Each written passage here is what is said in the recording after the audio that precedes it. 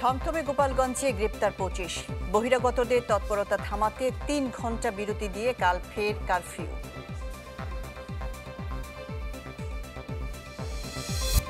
আমরা এখনো সময় দিচ্ছি আইনিভাবে শান্তিপূর্ণভাবে এই সকল সন্ত্রাসীদের গ্রেফতার করা হোক। গোপালগঞ্জের সংঘর্ষে হতাহতের দায় প্রশাসনের, আওয়ামী লীগের হামলার সমুচিত জবাবের হুঁশিয়ারি এনসিপির। গোপালগঞ্জে বড় সহিংসতার তথ্য ছিল না, জানালেন স্বরাষ্ট্র উপদেষ্টা। আত্মরক্ষার্থে সেনাবাহিনীর বল প্রয়োগ, আইএসপিআর এর বিবৃতি।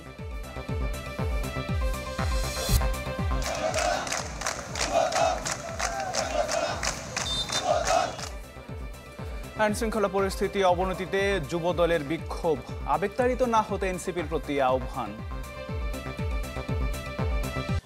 এনসিপির কর্মসূচি ঘিরে হামলা, সংঘর্ষ আর প্রাণহানির পর থমথমে গোপালগঞ্জ। তবে আজ কোনো অপ্রীতিকর ঘটনা ঘটেনি। শহরে ঢিমে তালে চলছে আইনশৃঙ্খলা বাহিনীর টহল। তবে বহিরাগতদের তৎপরতা ঠেকাতে কাল সকাল 11টা থেকে দুপুর 2টা পর্যন্ত 3 ঘণ্টার বিরতি দিয়ে ফের কারফিউ দিয়েছে প্রশাসন। এদিকে সংঘর্ষের ঘটনায় এখন পর্যন্ত অন্তত 25 জনকে গ্রেপ্তার করেছে আইনশৃঙ্খলা বাহিনী। গোপালগঞ্জের প্রধান সড়ক থেকে অলিতে গলিতে সাজোয়া যানের টহল। 22 ঘন্টার কারফিউর চাদরে মোড়া গোপালগঞ্জকে স্বাভাবিক অবস্থায় ফিরিয়ে আনতে এই তোড়জোড় আইনশৃঙ্খলা বাহিনীর। বিধ্বস্ত শহরকে গুছিয়ে আনতে সকাল থেকে চলছে পরিচ্ছন্নতা অভিযান। বুধবার গোপালগঞ্জে এনসিপির সমাবেশ স্থলে আওয়ামী লীগ ও নিষিদ্ধ সংগঠন ছাত্রলীগের হামলার পর হতাহত আর সহিংসতার যে ঘটনা ঘটেছে তা থেকে আবার স্বাভাবিক জীবনযাত্রায় ফেরাতে প্রশাসনের এসব উদ্যোগ সকাল গড়িয়ে মধ্যাহ্ন পর্যন্ত ছিল। জনসাধারণের বাইরে বের হওয়ার নির্দেশনায় কড়াকড়ি থাকলেও অনেকে বের হয়েছেন একান্ত প্রয়োজনে, তাও একরাশ উদ্বেগ উৎকণ্ঠা মাথায় নিয়ে। লোকজন আসলে তো কম, কালকে একটা দুর্ঘটনা ঘটছে, এখানে লোকজন কম আছে। অনেক ময়লা, অনেক রিট ফাটকেল এগুলো ছিল, এগুলো অনেক আমরা গাড়ি ভরে ভরে নিবা নাকছি। বুধবার লাঠিসোঁটা নিয়ে শত শত মানুষ হামলে পড়েছিল জেলা কারাগারে। ভাঙচুরের সে দৃশ্য দেখতে ঢাকা থেকে এসেছেন ঊর্ধ্বতনরা। জানানো হয় কারাগারের নিরাপত্তা বাড়ানো হয়েছে। আমাদের যে ইন্টেলিজেন্স রিপোর্ট ছিল সেটার ভিত্তিতে আমরা প্রথম থেকে এখানে ব্যবস্থা নিয়েছি। এছাড়া আমাদের কারারক্ষীদের, তারপরে এখানে যিনি কারার ইনচার্জ হিসাবে আছেন, ওনার সাহসিকতার জন্য আমরা এটা যথেষ্ট পরিমাণে আমরা ট্যাকল করতে পেরেছি।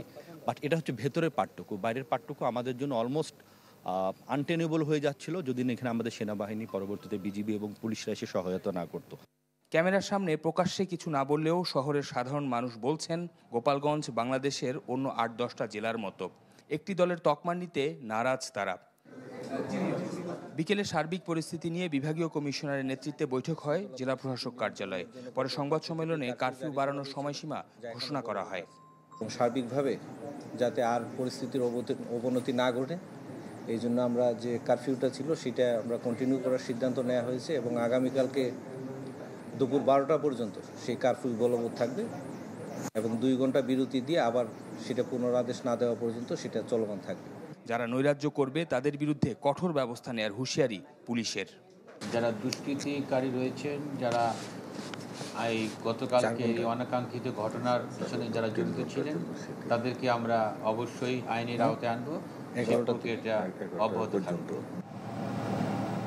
বুধবার ঘটে যাওয়া এমন সহিংসতা আর রাজনৈতিক ক্ষোভের অবসান চান এই জেলার সাধারণ মানুষ, যে কারণে অকালে প্রাণ গেছে 4 জনের। বুধবারের সংঘাত সহিংসতার রেশ এখনও স্পষ্ট পুরো গোপালগঞ্জ জেলা জুড়ে। 22 ঘন্টার কারফিউর সময়সীমা আবারও বৃদ্ধি করা হয়েছে। প্রশাসনের পক্ষ থেকে বলা হচ্ছে পরিস্থিতি পুরোপুরি শান্ত না হওয়ার আগ পর্যন্ত আইনশৃঙ্খলার পরিস্থিতি এই ঘোষণা অব্যাহত থাকবে। শফিকুল ইসলাম সবুজ, চ্যানেল 24, গোপালগঞ্জ। যেমনটি আপনারা শুনছিলেন যে শফিকুল ইসলাম সবুজ জানাচ্ছিলেন যে গোপালগঞ্জে কারফিউ আগামীকাল সন্ধ্যা 6টা পর্যন্ত বাড়ানো হয়েছে। এখন তিনি গোপালগঞ্জে অবস্থান করছেন। সেখানকার সবশেষ পরিস্থিতি জানাতে আমাদের সাথে যুক্ত হচ্ছেন এই মুহূর্তে শফিকুল ইসলাম সবুজ। সবুজ, একটু জানতে চাই আপনার কাছে কি পরিস্থিতি দেখছেন এখন সেখানে, আবার নতুন করে যেহেতু কারফিউ জারি করা হয়েছে? বিভাগীয় কমিশনারের নেতৃত্বে ঢাকা রেঞ্জের ডিআইজি সহ পুলিশের ঊর্ধ্বতন কর্মকর্তা, জেলা প্রশাসন এবং স্থানীয় যে আইনশৃঙ্খলা রক্ষাকারী বাহিনীর সদস্যদের যে কমিটি, সেই কমিটির বলা হচ্ছে যে কোর কমিটির একটি মিটিং, প্রায় ঘণ্টাব্যাপী একটি মিটিং হয়েছে। এই মিটিং শেষে সংবাদ সম্মেলনে বিভাগীয় কমিশনার শরীফুদ্দীন আহমেদ তিনি বলেছেন যে আগামীকাল অর্থাৎ 22 ঘন্টার কারফিউ আজকে সন্ধ্যা 6টায় শেষ হওয়ার কথা ছিল, তা আগামীকাল সকাল 11টা পর্যন্ত চলমান থাকবে। সকাল 11টা থেকে দুপুর 2টা পর্যন্ত, অর্থাৎ মাঝখানে 3 ঘন্টা বিরতি, আবার দুপুর 2টা থেকে শুরু করে অনির্দিষ্ট সময়ের জন্য চলবে।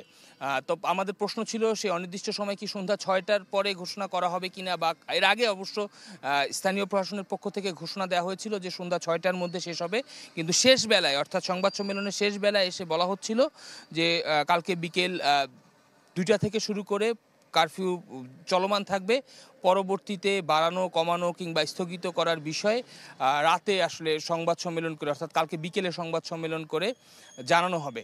তো এই কারফিউর যে চলমান কি কারণে, এই প্রশ্নের জবাবে পুলিশের যিনি ঢাকা রেঞ্জের ডিআইজি তিনি বললেন যে তাদের কাছে যে গোয়েন্দা তথ্য রয়েছে সেই গোয়েন্দা তথ্যের ভিত্তিতেই আসলে তারা এই সময়সীমাটা বাড়িয়েছেন। কী ধরনের তথ্য রয়েছে এমন প্রশ্নের জবাবে বললেন যে গোপালগঞ্জ সদর এবং আশপাশের যে থানাগুলো রয়েছে এই থানায় ঢাকার বা আশপাশের জেলা থেকে বহিরাগত সন্ত্রাসীরা এসে জড়ো হয়েছেন এবং তারা যে কোনো সময় যে কোনো ঘটনা ঘটাতে পারে, সে কোনো ধরনের নৈরাজ্য ঘটনা যাতে না ঘটে সেই আইনশৃঙ্খলা পরিস্থিতি শান্ত রাখার জন্যই আসলে এই সরকারের এই সিদ্ধান্ত বলে তারা জানিয়েছেন।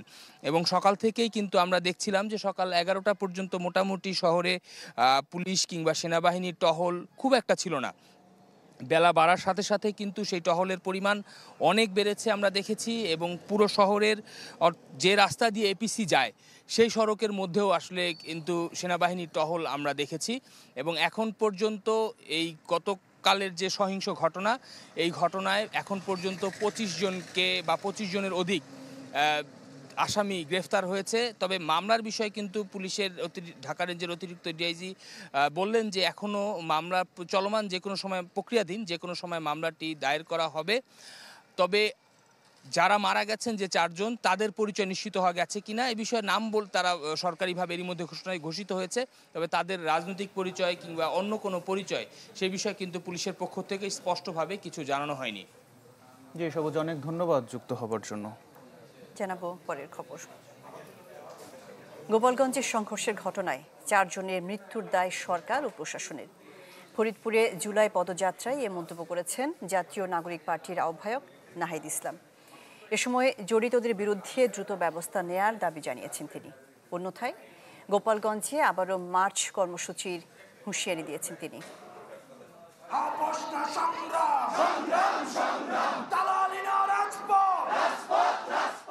গোপালগঞ্জের পরদিন ফরিদপুরে জাতীয় নাগরিক পার্টির জুলাই পদযাত্রা। সংগঠনটির পথসভা ঘিরে শহর জুড়ে নেওয়া হয় ব্যাপক নিরাপত্তা। বিপুল নেতাকর্মীর অংশগ্রহণে জনতা মোড়ের পথসভা যেন হয়ে ওঠে জুলাই আন্দোলনের আরেক মঞ্চ। বক্তব্যে এনসিপি নেতারা গোপালগঞ্জকে মুজিববাদ মুক্ত আর আওয়ামী লীগকে ফ্যাসিস্ট শক্তি আখ্যা দিয়ে রাজপথ থেকে বিদায়ের ঘোষণা দেন।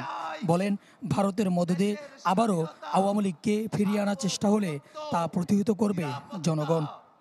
আমরা জুলাই অভ্যুত্থানের সৈনিকেরা যতদিন জীবিত থাকবো, বাংলাদেশে আওয়ামী লীগের কোনো স্থান হবে না, হবে না, হবে না।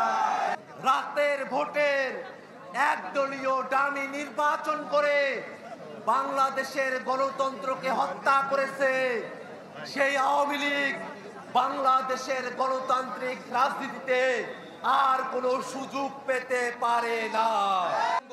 গোপালগঞ্জে ন্যাক্কারজনক হামলার নিন্দা জানান এনসিপি আহ্বায়ক নাহিদ ইসলাম। বলেন হতাহতের দায় নিতে হবে সরকার ও প্রশাসনকে। ঘোষণা দেন হামলার বিচার না হলে মার্চ টু গোপালগঞ্জের।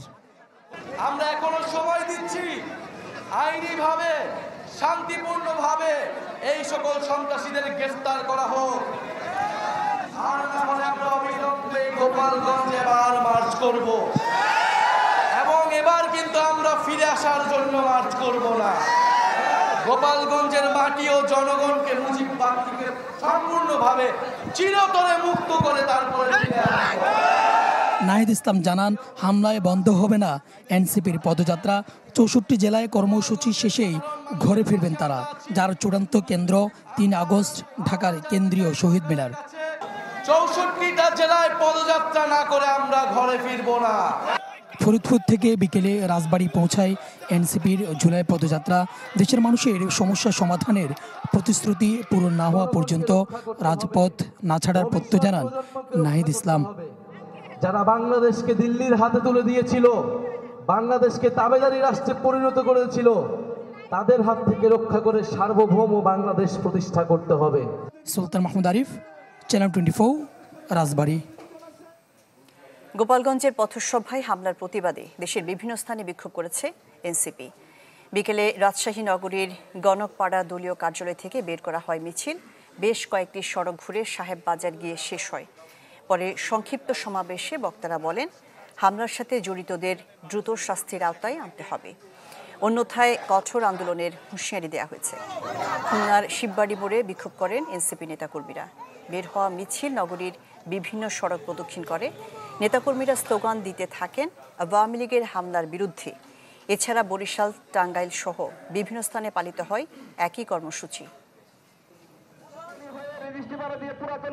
গোপালগঞ্জে যে নৃশংস হামলা চালানো হয়েছে, সেই হামলার দায়ীদেরকে গ্রেপ্তার করে বিচারের আওতায় আনতে হবে দ্রুততম সময়ের মধ্যে।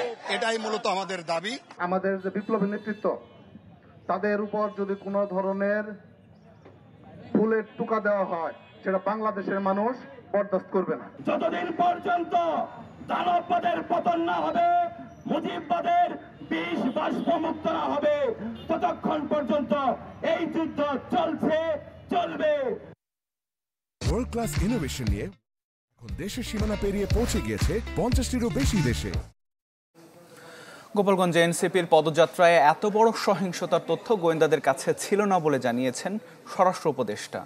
আর সংঘাতের ঘটনা দুঃখজনক বললেও আইনশৃঙ্খলা বাহিনীর পদক্ষেপ নিয়ে প্রশ্ন নেই বলে জানালেন যুব ও ক্রীড়া উপদেষ্টা আসিফ মাহমুদ। এদিকে ঘটনা তদন্তে 3 সদস্যের কমিটি গঠন করেছে অন্তর্বর্তী সরকার।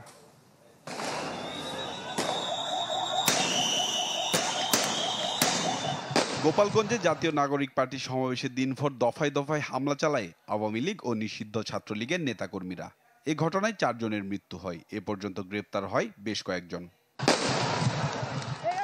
গোপালগঞ্জে সংঘটিত সহিংসতা ও প্রাণহানির ঘটনা তদন্তে স্বরাষ্ট্র সচিবকে প্রধান করে একটি কমিটি গঠন করেছে অন্তর্বর্তী সরকার। রাজধানীর ফরেন সার্ভিস একাডেমিতে সংবাদ সম্মেলনে এ কথা জানান প্রধান উপদেষ্টার প্রেস সচিব শফিকুল আলম। গোপালগঞ্জ নিয়ে আজকে বিস্তারিত ক্যাবিনেটে বিস্তারিত আলোচনা হয় এবং ক্যাবিনেটের আলোচনার পরে আপনারা অলরেডি জেনেছেন যে একটা প্রোব কমিটি করা হয়েছে। 14 দিন তাদেরকে দেওয়া হয়েছে ইনভেস্টিগেট করে তাদের রিপোর্টটা চিফ অ্যাডভাইজারের অফিসে সাবমিট করবে। এদিকে গোপালগঞ্জে সংঘাতের ঘটনাকে দুঃখজনক বলছেন যুব ও ক্রীড়া উপদেষ্টা আসিফ মাহমুদ, সচিব ভুইয়া। এটা তো দুঃখজনক। আমরা লক্ষ্য করেছি যে সারা দেশ থেকে বিভিন্ন সন্ত্রাসীরা সেখানে গিয়ে আশ্রয় নিয়েছে এবং গতকালকে একটা নেক্কারজনক ঘটনা সেখানে ঘটেছে। এটা আমরা কখনোই প্রত্যাশা করি না। গোপালগঞ্জে যে এত বড় ঘটনা ঘটবে সে তথ্য গোয়েন্দাদের কাছে ছিল না বলে জানিয়েছেন স্বরাষ্ট্র উপদেষ্টা জাহাঙ্গীর আলম চৌধুরী। এই ঘটনায় জড়িতদের কাউকেই ছাড় না দেওয়ার হুঁশিয়ারি তার। যারা অন্যায় করছে তারা গ্রেপ্তার হবে। সব কাউকে ছাড় দেওয়ার এরকম তো না, তাহলে কোনো ছাড় দেওয়ার প্রশ্নই ওঠে না। গোপালগঞ্জে সহিংসতার পর পরিস্থিতি স্বাভাবিক রাখতে জেলা জুড়ে কঠোর অবস্থানে রয়েছে আইনশৃঙ্খলা বাহিনী। সম্রাট হোসেন, চ্যানেল 24, ঢাকা। গোপালগঞ্জের সার্বিক নিরাপত্তা পরিস্থিতি স্বাভাবিক রয়েছে। জনসাধারণকে ধৈর্য ও সহযোগিতার আহ্বান জানিয়েছে সেনাবাহিনী। সংবাদ বিজ্ঞপ্তিতে আইএসপিআর জানায়, আত্মরক্ষার্থে সেনাবাহিনী বল প্রয়োগ করে। সেনাবাহিনী, বিজিবি, পুলিশ, র্যাব ও প্রশাসনের অন্যান্য সংস্থাগুলো সমন্বয় রেখে কাজ করছে। গুজব বা অপপ্রচারে বিভ্রান্ত না হয়ে ধৈর্য ধারণ এবং আইনশৃঙ্খলা বাহিনীকে সহযোগিতা করার জন্য সর্বসাধারণকে অনুরোধ করা হয়। দেশের সার্বভৌমত্ব এবং জননিরাপত্তা রক্ষায় সর্বদা প্রতিশ্রুতিবদ্ধ বলে জানায় সেনাবাহিনী। সেলফি আপু, এখন কিছু খাওয়াও। এখন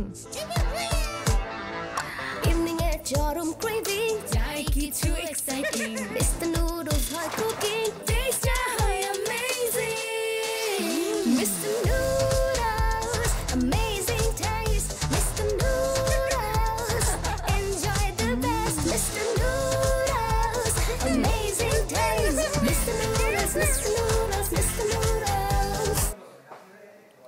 অপরিকল্পিতভাবে কর্মসূচির কারণে গণ অভ্যুত্থানের শক্তি হামলার মুখে পড়েছে বলে মনে করেন বিএনপির স্থায়ী কমিটির সদস্য সালাউদ্দিন আহমদ।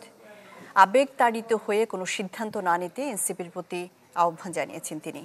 বলেন, আইনশৃঙ্খলা বাহিনীর ব্যর্থতার কারণে গণ অভ্যুত্থানের শক্তিকে চ্যালেঞ্জ করার সুযোগ পাচ্ছে একটি মহল। সারা দেশে চলমান মব সন্ত্রাস, মিটফোর্ডে নারকী হত্যাকাণ্ডের ন্যায্য বিচার ও বিএনপির ভারপ্রাপ্ত চেয়ারম্যান তারেক রহমানের বিরুদ্ধে মিথ্যাচারের প্রতিবাদে জাতীয়তাবাদী যুব দলের এই বিক্ষোভ মিছিল। বৈরী আবহাওয়ার মধ্যেই খণ্ড খণ্ড মিছিল নিয়ে কর্মসূচিস্থল নয়াপল্টনে আসেন নেতাকর্মীরা। এক পর্যায়ে নয়াপল্টন ও আশপাশের এলাকায় জনসমুদ্রে পরিণত হয়। বিকালে বিএনপির কেন্দ্রীয় কার্যালয়ের সামনে থেকে শুরু হয়ে পুরানা পল্টন, প্রেস ক্লাব, মৎস্য ভবন হয়ে শাহবাগে গিয়ে শেষ হয় এ বিক্ষোভ।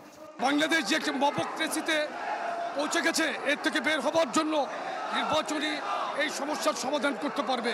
যে কোনো সন্ত্রাসকে আমরা ঘৃণা জানাই এবং এনসিপির উপর যে হামলা হয়েছে গোপালগঞ্জে, সেটারও আমরা তীব্র নিন্দা জানাই। আমাদের নেতা জনাব তারেক রহমান যে স্বপ্ন নিয়ে বাংলাদেশে ফ্যাসিবাদ বিরোধী নেতৃত্ব দিয়েছিলেন, সে স্বপ্ন সফল না হওয়া পর্যন্ত আমরা রাজপথেই থাকবো ইনশাআল্লাহ। মিছিলে অংশ নিয়ে বিএনপির স্থায়ী কমিটির সদস্য সালাউদ্দিন আহমদ বলেন, জুলাই গণ অভ্যুত্থানের ঐক্য বিনষ্ট করতে নানা চক্রান্ত চলছে। জানান, বৈষম্যহীন বাংলাদেশ বিনির্মাণে ঐক্যের কোনো বিকল্প নেই। আমাদের বার্তা হলো, জাতির মধ্যে যে ফ্যাসিবাদ বিরোধী জাতীয় ঐক্য গঠিত হয়েছিল জুলাই ছাত্র গণ অভ্যুত্থানকে কেন্দ্র করে, সেই শক্তিকে অটুট রাখতে হবে, সেই ঐক্যকে অটুট রাখতে হবে। এটাই জাতি এগিয়ে যাওয়ার একমাত্র শক্তি হোক, এটাই আমাদের কামনা। বিএনপির নেতা বলেন, ফ্যাসিবাদের পুনর্বাসনের মাধ্যমে অভ্যুত্থানের শক্তিকে কলঙ্কিত করতে চায় একটি মহল। আবেগতাড়িত হয়ে কোনো সিদ্ধান্ত না নিতে এনসিপির প্রতিও আহ্বান জানান সালাউদ্দিন আহমদ। যারা একটি নতুন রাজনৈতিক দল সংগঠিত করেছে, যাদের এখনো রেজিস্ট্রেশন নাই, তারা অনেক আবেগতাড়িত হয়ে অপরিকল্পিতভাবে এমন সব রাজনৈতিক কর্মসূচি দিচ্ছে, সেই রাজনৈতিক কর্মসূচির কারণে আজকে সারা বাংলাদেশ অবলোকন করলো জাতির যারা গণ অভ্যুত্থানের অগ্রসেনানী, তাদের উপরে পতিত ফ্যাসিবাদী শক্তি হামলে পড়ছে। নির্বাচন বিলম্ব করতে যারাই অপচেষ্টা করছে, তারা যেন অন্তর্বর্তী সরকারের কাছে সুযোগ না পায়, সেদিকে সতর্ক থাকারও কথা বলেন বিএনপি নেতারা। সারা দেশের চলমান মব সন্ত্রাসকে অন্তর্বর্তী সরকারের ব্যর্থতা হিসেবে দেখছে বিএনপি। তাই রাজপথে নিজেদের শক্তিমত্তা আবারও জানান দিল দলটির 3 অঙ্গ সহযোগী সংগঠন। অংশ নেরা বলছেন, আগামী নির্বাচনকে নস্যাৎ করতেই ষড়যন্ত্র করছে একটি মহল। তাই এই ষড়যন্ত্র রুখে দিতে আগামীতে বরাবরের মতোই রাজপথে থাকবেন তারা। শাহনেওয়াজ বাবলু, চ্যানেল 24, ঢাকা। গোপালগঞ্জের সহিংসতার ঘটনায় আইনশৃঙ্খলা বাহিনীর ব্যর্থতাকে দোষছেন বিশ্লেষকরা। একই সাথে এনসিপির রাজনৈতিক দূরদর্শিতা নিয়েও প্রশ্ন তুলেছেন তারা। নির্বাচনের আগেই প্রতিহিংসা রাজনীতি পরিহার করার পরামর্শ রাজনৈতিক বিশ্লেষকদের। আশিকিন প্রিন্সের রিপোর্ট। আওয়ামী লীগের দুর্গ গোপালগঞ্জে এনসিপির প্রথম সমাবেশ। যেখানে আওয়ামী লীগের হামলাকে কেন্দ্র করে ঘটেছে ব্যাপক সংঘর্ষ ও প্রাণহানি। এই ঘটনা নিয়ে নানান বিশ্লেষণ চলছে জাতীয় রাজনীতিতে। আইনশৃঙ্খলা বাহিনীর ভূমিকা ও এনসিপির রাজনৈতিক পরিপক্কতার দিকে আঙুল তুলছেন অনেকে। লেখক ও চিন্তক ফরহাদ মজহার দুষছেন স্থানীয় প্রশাসন এবং আইনশৃঙ্খলা বাহিনীর ব্যর্থতাকে। গোপালগঞ্জে নিঃসন্দেহে আইনশৃঙ্খলা বাহিনী এবং সেখানকার যারা আমাদের আছেন, প্রশাসনে যারা আছেন, তাদেরকে অবশ্যই নিরাপত্তা দেওয়াটা, নিশ্চিত করাটা, এটা তাদের দায়িত্ব ছিল। তবে ঢাকা বিশ্ববিদ্যালয়ের রাষ্ট্রবিজ্ঞানের অধ্যাপক ডক্টর সাব্বির আহমেদ এনসিপির প্রসঙ্গে বলছেন, আবেগ দিয়ে রাজনীতি হয় না। রাজনৈতিক দল হিসেবে আপনি মানুষের কাছে পৌঁছতে হলে অনেক মগজ খাটাইতে হবে, কৌশলী হতে হবে। কর্মসূচিকে আমি খারাপ দেখি না, এটা ঠিক আছে, এটা করতে পারবে। কিন্তু তুমি কনফ্রন্টেশনে যেখানে সম্ভাবনা থাকে, তুমি বাবা এই জায়গাটা এড়াইয়ে চলো। বিশ্লেষকরা মনে করেন, বুধবারের হামলার ঘটনা ছিল পরিকল্পিত, তবে এর মধ্য দিয়ে আবারও প্রতিহিংসা রাজনীতি শুরু হলো। সরকার এবং একই সঙ্গে সরকারের সঙ্গে এই যে সহযোগী পরাজিত যে শক্তি, তাদের একটা অ্যালায়েন্স আছে কোথাও। এই সরকার ডক্টর ইউনূস না থাকতে পারে, কিন্তু ডক্টর ইউনূসের সরকারের মধ্যে অবশ্যই একটা মূল, যেটাকে আমরা বলি, এমন কিছু শক্তি আছে যাদের সঙ্গে এদের এই আজকে যারা এই আক্রমণটা করলো, যে হামলাটা করলো, তাদের অবশ্যই একটা সম্পর্ক রয়েছে। ভয়াবহভাবে আমরা প্রতিশোধ মূলক রাজনীতির দিকে এগুচ্ছে। হ্যাঁ, ইট মাইট লিড টু সিভিল ওয়ার, যে কোনো সময় এটা হয়ে যেতে পারে। গোপালগঞ্জের ঘটনায় কারা লাভবান হবে এমন প্রশ্নে বিশ্লেষকরা বলছেন বিএনপির খুশি হবার কিছুই নেই, তবে যারা নির্বাচন পেছাতে চায় লাভবান হতে পারে তারাই লাভবান হবে যারা আসলে নির্বাচনটা যথাসময়ে হোক এই জিনিসটা চায় না। আশাকেন প্রিন্স, চ্যানেল 24, ঢাকা। ভাতিজার ঝামেলা মেটাতে গিয়ে গুলিতে প্রাণ গেল চাচার। গেল রাতে রাজধানীর আদাবরে ঘটেছে এই ঘটনা। আর মোহাম্মদপুরে এক যুবককে কুপিয়ে হত্যা করেছে কিশোর গ্যাংয়ের সদস্যরা। এই দুই ঘটনায় 3 জনকে আটক করেছে পুলিশ। রাজধানীর আদাবরের নবোদয় হাউজিংয়ের বাসিন্দা ইব্রাহিম ছিলেন প্রাইভেট কার চালক। 3 বছরের ছেলে ও স্ত্রী নিয়ে তার ছোট সংসার। ভাতিজার বিপদে এগিয়ে যাওয়াই কাল হয় ইব্রাহিমের।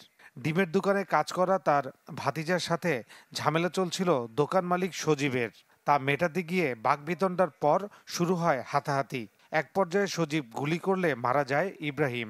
পরে সজীব সহ 2 জনকে পুলিশে দেয় স্থানীয়রা। ওদের ডিম মাংস দেখে আর কি বিচার নাই, আইন নাই, তো আইন বিচার কিছুর দিকে চাইল না। ও তো ডাইরেক্ট গুল্লি করলো, সন্তারা সব ফাঁসি চাই। চাচা যে কথা মানে ক ধরছে তো ইয়ার মানে ইয়ার মধ্যে চাচার একটা চোবাতে মানে থাও দেয়া লেছে।